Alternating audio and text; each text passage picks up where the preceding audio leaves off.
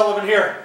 Today what we're going to look at is the lateral attack. Now, by a lateral attack, what I mean is any attack that's coming in on the flat. Attack that's coming in on the side, just remember, lat, flat. A lateral attack comes in flat.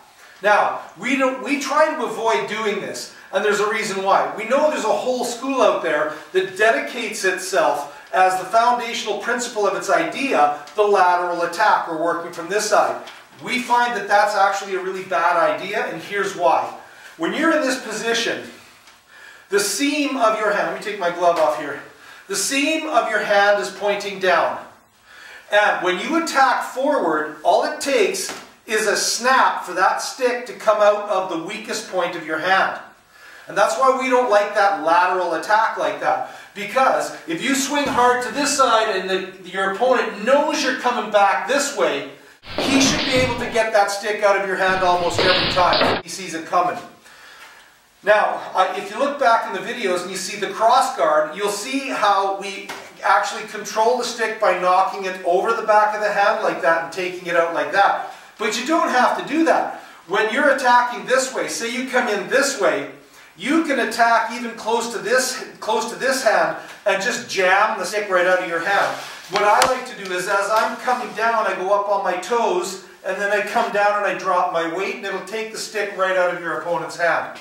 That's why we don't like this. I don't believe that an entire system should be based on the weakest strike in the shillelagh textbook. But, hey, whatever, to each their own. I guess that's the reason why they don't ever invite us to their competitions. This is the way you want to fight. One of the options you have is what we call a flip out, which is this kind of attack here, where you flip the stick out, particularly if you put the palm up. That's particularly bad. You can kind of come in like that. Now, in a game, you might be able to score a point, but in a real stick fight, this is very dangerous, and we were looking at the mechanics of how to disarm a person who does a flip out attack like that, and we call it the flip out disarm. But I will post an example of how it happens here. The thing to remember is both of these guys in this clip were not at the class where we were discussing the flip out disarm. So this is a pure example of technique working in the ring at full speed and even with gloves on. That's the problem with fighting with gloves on, is especially hockey gloves. You take those gloves off, disarms are profoundly easier. If you can get a disarm with hockey gloves on, you're the man. You'll be able to take that stick at will from your opponent when you actually get into a hardwood fight with the guy.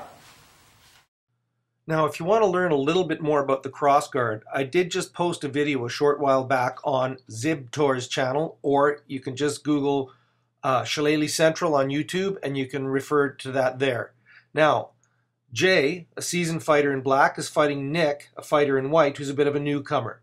Now look at one of the main problems with cross guard is that you present two targets. Now watch this. Bang. 1 point right there. Now Jay is a seasoned fighter, right?